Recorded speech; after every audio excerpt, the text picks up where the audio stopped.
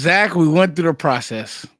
And no, you can't even see my face. I don't want you to see nothing because I got the shiesty on. I'm so excited. And I'll just be honest with y'all. I'm just wearing this shiesty for the thumbnail. We got the thumbnail now. We are back, Zach. We went through the whole process of we just having a little fun, y'all. We went through the whole process, right, Zach? We went through the draft, went to the Senior Bowl. We did the work. It was crazy. I had Aisha Morrison on yesterday. We went through the whole process, Zach, and we drafted a guard, right? And we haven't talked since, well, we did do Pickens once. And, Pickens is now running around as the Dallas Cowboy. Like, has it really still hit you, Zach, before we talk about OTAs? Like, has it hit you? No, it hasn't, because I was telling you earlier, there's a video of him that the Cowboys posted on their Instagram of him, wearing a Cowboys jersey, running routes, and I'm like, this doesn't even seem real. I've had to watch it 20 times. I'll probably watch it 20 more times tonight and then go to bed. So, no, it does not feel real. Feels like this entire organization has a lot more life now than it did pre-draft. Come on, Zach, and look at everything. You got your setup locked in. You look refreshed.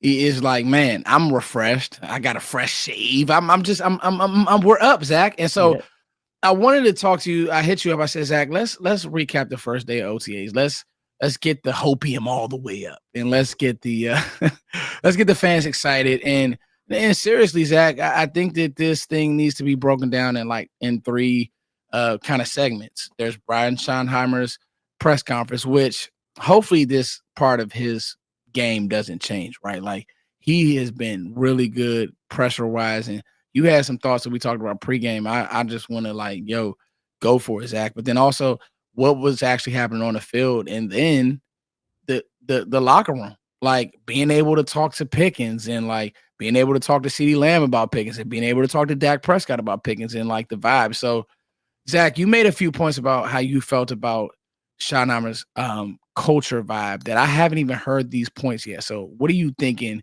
Just because he spoke well, man, like he brought up points. He wants the coaches locked in with these guys. So what are you feeling about, Brian Schottenheimer? Everybody has talked about how he can talk to the public, how he can talk in his press conferences. And like James Slater, Bobby Bell, all of them, when the Cowboys hired him, that was the first thing they said. Like, he's a good dude, very relatable. People like him. He's a good speaker. And the more and more you hear him talk in these press conferences, everything that they said was true. Like, you're going to like him more and more. He's a people person. And he keeps saying it over and over. Like, that's his thing, is the culture.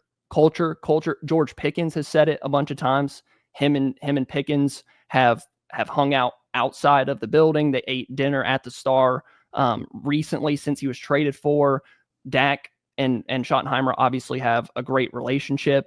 So just Brian Schottenheimer just has this way of connecting with people. And you kind of get that vibe just because it seems like in those interviews in the locker room that it's being repeated. Like, it's soaking in. People are going with the idea that culture matters. We need to be friends. We all need to, be there for each other.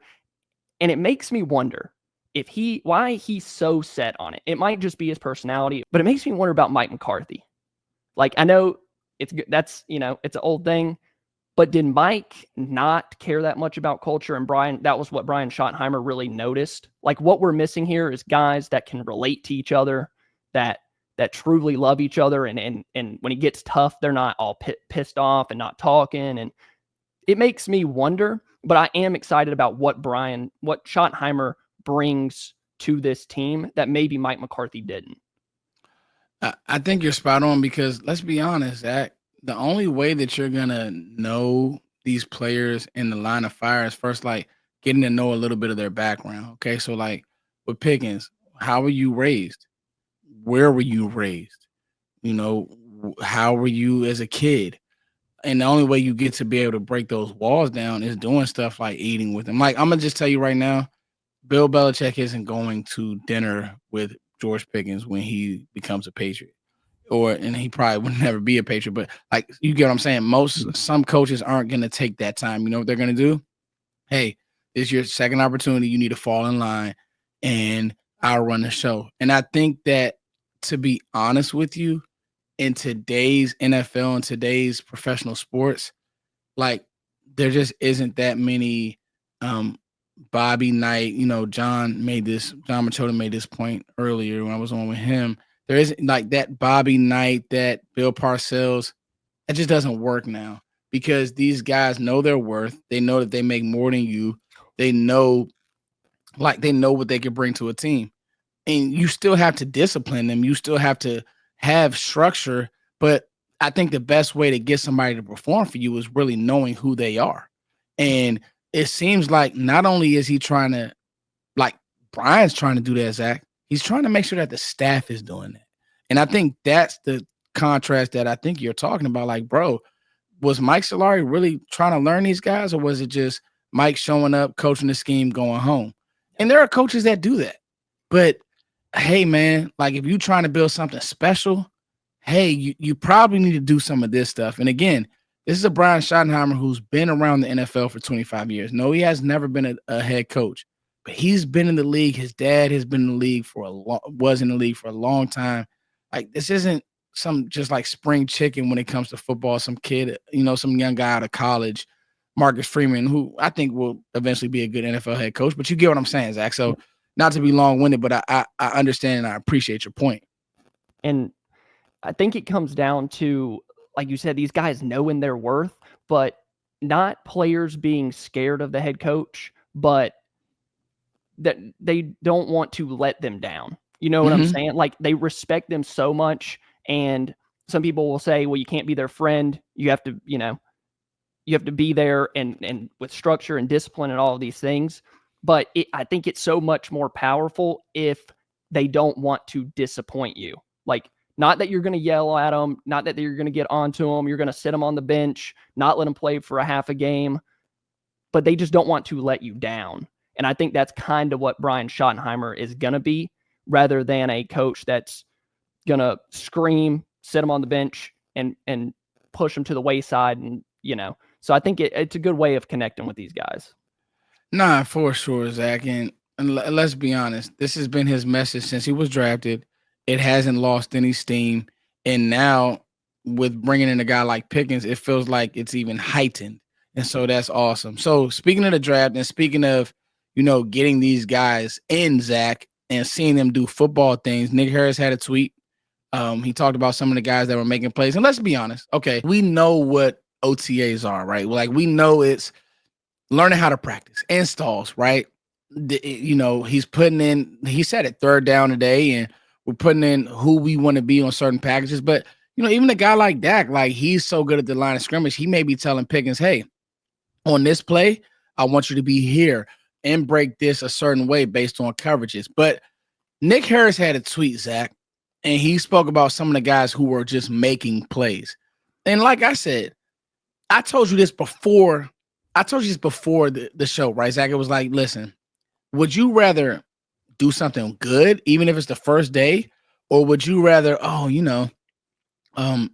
just like kind of out there, or I'm dropping a pass, or no, any coach is going to be marking out, hey, he made a play in OTA, he made a play in training camp. This guy's ready, or this guy is not ready. Like that's how you build your story. And so there are people who say, well, OTAs, they don't matter. It matters. All of it matters. It's literally all the offseason is these battles and all this stuff. It's literally all the offseason. So a few things that we took from it, Zach, and I want your thoughts. Nick Harris had a tweet. Okay, so he's talking about the linebackers playing well. He's talking about George Pickens looking the part. Y.A. Thomas is starting. But I'm gonna go here. Kavontae Turpin making a play, Cropper, all of it. And I won't dig too deep in that. And Kyrie Elam, he looks fast and all that. Yeah. I want to talk about Brevyn Spann-Ford, Zach. Brevyn, according to Nick Harris, was unstoppable. That's a big word to use, Zach. That's a big word. Undrafted free agent, second year. And I think about it like this: like undrafted free agents don't typically come into the NFL and just get, opportunities right off the bat. I mean, 4th round picks barely come in and get like instant opportunities. So if Schottenheimer is somebody that's been here, he knows Brevyn Spann-Ford, he might have liked him more than McCarthy, and he wasn't, getting the reps that maybe he want, or that Schottenheimer thought he deserved or whatever. We don't know. But if there's going to be a turn in how much he plays, it's going to be this year, because you can say, oh, he's a second-year player. He's been in the NFL for a year. Like, he can do it now. An undrafted free agent goes out there and messes up. You're like, why is he even out there right now as a rookie? And this second year feels like it might be a step forward. And we really liked him coming out of college. Like, his blocking ability, the receiving stuff needed a little bit of work. But if there's a quarterback that works extremely well with any tight end, it's Dak. Dalton Schultz, Jason Witten when he was at the back end of his career. And then you had Schultz, and then you have Ferguson, a 4th-round pick. Now you might have Brevyn Spann-Ford. Ferguson's coming off of a year where it's like, what is he? Where is he at in all of this? I personally have always been a Ferguson guy, but a down year like that, he's going into a contract year. We don't know where he's at. So it is interesting, and that's something I'm going to be watching. How are they lining Brevyn up? What are they asking him to do? Is he a little bit more of an asset in the passing game? That's going to be a lot of fun, and I know you like Brevyn Spann-Ford a lot.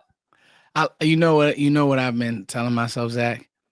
Shotty wants to run the ball. How does Brevyn get on the field?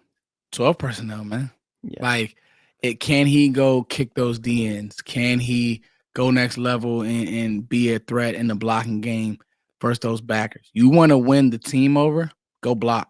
Yep. In meetings and when they're going and watching the film, if they can point to the fact that you're blocking with purpose, I'm just saying, like, does he have more ability than Luke Schoonmaker? I don't know, but I mean, it's not out of the realm of possibility, especially if he's, like you said, Zach, if he's going to catch the ball a certain way, now we cooking with grease. Yeah. If you're going to do that part of it. So that was very interesting to me. Zach, OTAs, day one recap. Talk to John Machota, reading the tea leaves. That was interesting to me. Tyler Booker is in there with the ones. They're not playing around with this, Zach. Have you ever, I've asked a few people this, but I'm going to ask you, Zach, Double Move, the GOAT. Have you ever seen them just crown a guy so early? I don't think so. But I remember McCarthy doing this, and it was so frustrating. That was like his thing. Just, this guy's got to earn it. This guy's got to earn it. Like, why is the 1st-round pick with the 3rd team? Like, in the NFL, you only get so many practices. These guys are only together so much. Why are we wasting time with formalities? Yeah. Why are we wasting time with formalities? Like, Brian Schottenheimer is not messing around. Like, you spent the 12th overall pick on this guy. Why are we going to say, go behind Hoffman, or Bass, like, no, just put him in there. Let him get used to the guys that he's going to be playing with. Kick him out the nest. He's not going to be playing with Awesome Richards at right tackle, just something weird. Like, I like that a lot too with Schottenheimer is it's not some weird formality. It lets you know that he's real, because he thinks like all of us, like, put your 1st-round pick in there and let's roll. So that's exciting too. And I think that's the point that I wasn't even thinking about. Like, bro, you plan on him starting. It's your job to get him prepared into the gel process, right? Like, you want him to be able to gel. Lineman is 5 people playing as one. I mean, excuse me, your O-line unit is 5 people playing as one. They need to gel. They need to know certain things. And I think that's a point I hadn't even thought of. The lineman is, you're playing 5 as one, right? Like, they have to work in unison together. So that's a point I didn't even think of, Zach. So I think that's a great point.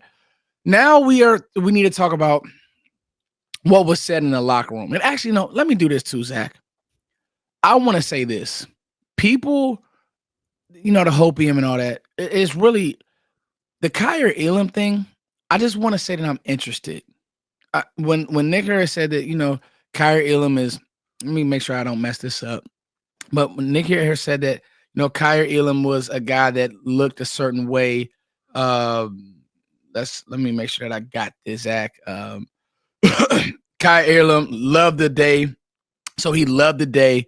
This is terrible radio and podcasting, by the way. He loved the day by Kyer Elam on the outside. Here's the thing. If you can get, like, we're all talking about Pickens in a change of scenery. Zach, what if Kyer Elam just needed to change the scheme and to change the scenery? Now, I'm not saying that he has shown literally nothing to the caliber of George Pickens. Let's be honest. I mean, he's made a few plays, but he literally got benched. But like, what if Kyer Elam is that guy who, because he's only 24, Zach. Yeah, and people are way too early, way too soon on the calling these guys bust. Like, I think you forget, like you said, he's 24 years old. Pickens is 24 years old. Like, these guys have been in the league for 3 years now, 4 years, and they're still young. It's not impossible. Does it happen, at an alarming rate? Like, first round picks go to another team and they show out, but it does happen. It's not impossible. Like, we've seen guys come to Dallas and resurrect their careers and then leave. Yeah. I mean, we saw it with Robert Quinn. Robert Quinn was Dallas got him for like a fifth round pick. He turned around and had like 13 sacks or something, and then out of there. Yeah, so it's like it's not Fowler, impossible. and now he's back. Yeah, and all of the tools that the reason he got drafted so high, they're still there. He's still that athlete. He apparently was blazing out there, like noticeable speed on the field. So a change of scenery, Matt Eberflus, maybe his confidence got ruined early in Buffalo, never really recovered, going somewhere else, new teammates, new defensive coordinator, new coach. I am not going to say it's impossible. And if it does happen, if he ends up becoming a piece in that room, it would help that corner room so much. Well, think about it, Zach. That's one of the rooms that has an opening because we don't know when Diggs is going to be back. He's doing his documentary on rehabbing right now, but let's be honest, we still don't know when he's going to play. Savon Revel, we're excited about Revel, but we don't know when he's going to play. And so the opportunity is there. Go out, stack good days, Elam, and I think that he'll be a name to kind of watch during training camp. Well, that's the thing too. Like, he's going to get an opportunity. Yeah. Like we're and corner is one of those positions that you can't hide. Like, he's going to be out there training camp against CD and Pickens. It's going to be sink or swim. You're going to find out early if him being in Dallas is gonna make a difference. And not having Diggs there, not taking up those first team reps, like, he'll probably get the chance early in camp to show what he's got. Yes. And if you see some good battles, I'm not expecting him to win every rep versus George Pickens or CeeDee Lamb. These are top guys. But if you can compete, get a few breakups, show that you can keep up, show that you can play through their hands, and get the ball out, jar the ball out, I'm excited for you. Zach, I want to end with this, and I want your thoughts. Out of everybody you heard speak in the locker room, what kind of stood out to you the most? It's crazy. I'm not doing my job because I haven't listened yet because we've just been rolling. But you have, and you there were some interesting nuggets that you had from listening to Dak, listening to CD, and obviously listening to George Pickens. CD was talking about how it's not a competition, like there's no ego things going on with this. And I do think that he was genuinely excited about Pickens getting there. Like, he texted him, one of the first ones to text him. And Pickens also said something about, like, he thinks everybody there is excited. Like, everybody has seemingly been excited about him being there. Dak said that Jerry reached out to him when it happened, or Jerry's assistant.